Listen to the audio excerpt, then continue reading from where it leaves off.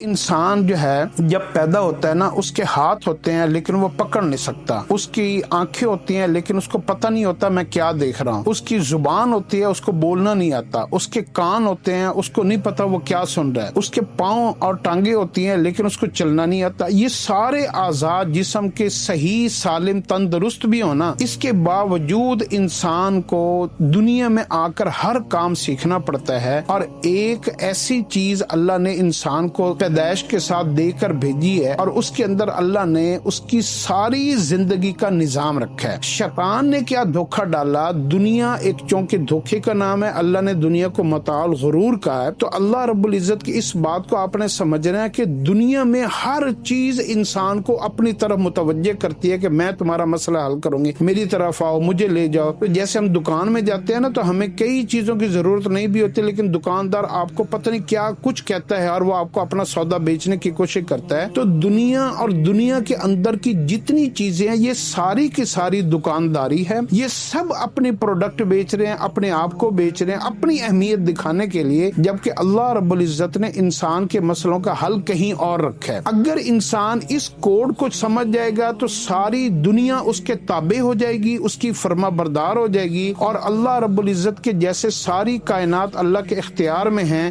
اللہ ساری کائنات کو اس انسان کے اختیار میں دے دے گا اگر وہ انسان اپنے اس کوڈ آف لائف کو سمجھ گیا۔ اور اگر یہ اس کوڈ آف لائف کو نہ سمجھا اور دنیا کی ساری چیزوں، رشتوں، مال، پانی، پیسہ، کپڑے، جوتے، ان کے چکر میں آ گیا اور ان کے قبضے میں آ گیا، تو دنیا اس کو ایسے نچائے گی، پھرائے گی، گھمائے گی، گمراہ کرے گی اور ٹریپ کرے گی، اور ایسا جو ہے نا دھوکہ دے گی کہ اس کو پھر صحیح منزل کا پتہ ہی نہیں چلے گا۔ وہ اتنے چوکوں کے اندر، اتنے باریک پیچیدہ راستوں میں گم ہو جائے گا کہ اس کو سمجھ نہیں آئے گی میرا اصل راستہ کون سا ہے۔ تو آپ نے اس کو اپنے غور سے سمجھنا ہے۔ آپ دیکھیں کہ یہ جو رونا ہے نا، بچے کے ساتھ جب دو فرشتے پیدا ہوتے ہیں، حدیث میں آتا ہے وہ فرشتے بچے کو ہر ضرورت، دیکھیں اللہ ہمارا خالق ہے نا، تو اللہ کی یہ رحمت یہ ہے کہ اللہ نے ہمیں تنہا نہیں چھوڑا، اکیلا نہیں چھوڑا، اللہ نے ہمیں اداس نہیں کیا، اللہ نے ہمیں بے سر و سامان نہیں کیا، اللہ نے تمام مخلوقات جتنے بھی جن و انس ہیں سب کو اللہ پاک نے اپنے قبضے قدرت میں رکھا اور ان کو پالنے کی ذمہ داری بھی لی ہے۔ اس لیے اللہ کے بعد جو سب سے کائنات میں لیا جانے والا اللہ کا دوسرا نام ہے نا، اس کو رب کہتے ہیں۔ رب کہتے ہیں پالنے والا، آپ کی چھوٹی سے چھوٹی،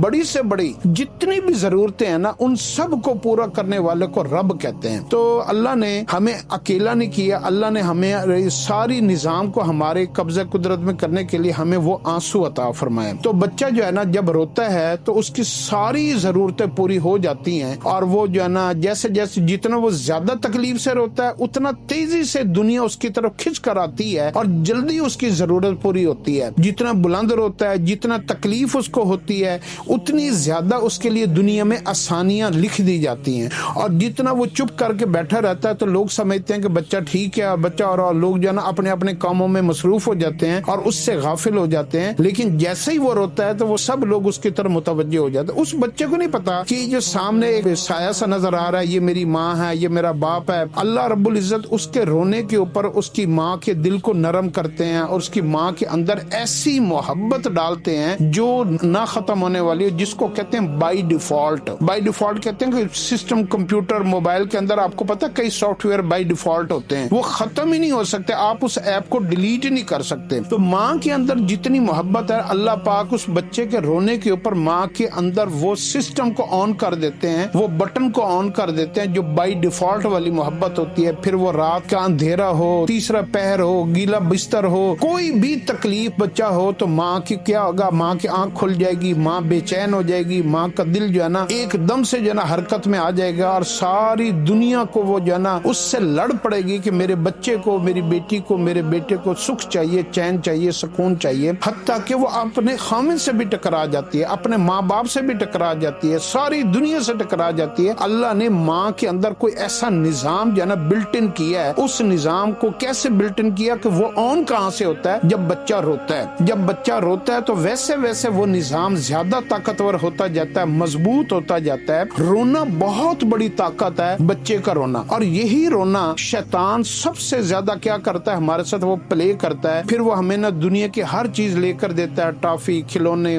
چیزیں، اور رونے سے بچے کا دھیان ایسا ایسا ہٹتا جاتا ہے کیونکہ دنیا کی چیزوں کی طرف وہ متوجہ ہوتا جاتا ہے، اس کا دل بہلتا جاتا ہے اور وہ گم ہوتا جاتا ہے۔ پھر وہ جو ہے نا لڑکپن سے گزر کر جوانی کی جب دہلیز میں قدم رکھتا ہے تو جوانی میں سب سے زیادہ شیطان اس کے اوپر یہ اٹیک کرتا ہے کہ اس کو اس کی طاقت کا، حسن کا، تعلیم کا، تجربے کا، دوستوں کا، خاندان کا اور جو ہے نا اس کے مال پیسے کا اس کے دل کے اندر ایسا روب دبدبا اور ایسا اس کی جو ہے نا طاقت کو ظاہر کرتا ہے کہ وہ کہتا ہے کام کرنے سے ہوں گے، رونے سے کام نہیں بنتے، بدلہ تمہیں خود لینا پڑے گا، تمہیں انتقام خود لینا پڑے گا، تمہیں اپنے کام خود کرنے پڑیں گے، تمہیں یہ مسئلہ خود ہینڈل کرنا پڑے گا۔ اس نے ایک گالی دی ہے، تم نے 2 گالیاں دینی ہے، تو اس نے ایک دفعہ تمہیں برا بھلا کیا، تم نے ایسی کی تیسی پھیر دینی ہے، تم نے اپنا انتقام خود لینا ہے۔ اس کے اندر وہ ایک خون جو ہے نا اس کو جوش مارتا ہے اور اس کے اندر کی جو ساری بیڈ کوالٹیز ہوتی ہیں نا، اینگر، انتقام، بدلہ، اس سارے کو وہ پروموٹ کرتا ہے اور اپنے آپ کو فن خان، انا،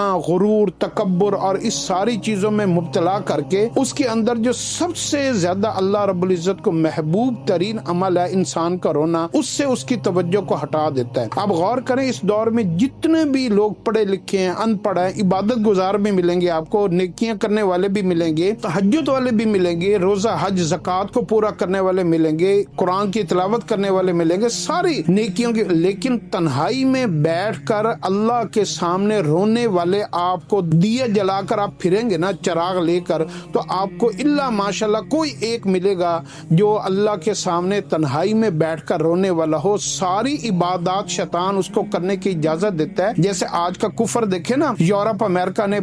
جتنے اسلامی ممالک ہیں ان سارے مسلمانوں کو اپنے ملک میں جگہ بھی دی ہے، لیکن ان کو جو ہے نا وہ عبادت کی اجازت بھی دیتے ہیں، مسجدیں بنانے کی بھی اجازت دیتے ہیں، سارے کام کرنے کی، ساری عبادت کرنے کی ان کو اجازت دیتے ہیں، لیکن ان کو وہ طاقت، وہ توحید، وہ جرأت، وہ شجاعت جو توحید کے ساتھ آتی ہے، اللہ کے بھروسے کے اوپر آتی ہے، انہوں نے ان کو اس طریقے کی عبادات میں اندر لگا کر اللہ کے ساتھ جو اس کا خاص مخصوص رات کا، اندھیرے کا، اکیلے کا جو تعلق تھا نا، شیطان نے اس کو ہٹا دیا۔ دنیا کے کفر نے بھی انسان کی توجہ اللہ سے ہٹا دی۔ عبادت کرتے رہو، نیکیاں کرتے رہو، جو مرضی کرتے رہو، لیکن اللہ کے ساتھ جو تعلق انسان کا رونے سے بنتا ہے نا، وہ دنیا کی کوئی عبادت کر لینا، وہ تعلق انسان کا نہیں اللہ سے بن سکتا جب انسان روتا ہے۔ اس لیے جو ہے نا، اگر کبھی کسی انسان کو کوئی نقصان ہو جائے، کوئی فوتگی ہو جائے، کوئی ماں باپ دنیا سے چلے جائیں، کوئی غم آ جائے، کوئی تکلیف آ جائے یا بیماری آ جائے، اگر انسان کو رونا آ بھی جائے تو کیا کرتا ہے شیطان؟ اس کو جو ہے نا لوگوں کے سامنے گلے لگ کے رونے کہتا ہے کہ اس کو گلے لگ کے رو لو، ماں کے گلے لگ کے رو لو، باپ کے گلے لگ کے رو لو،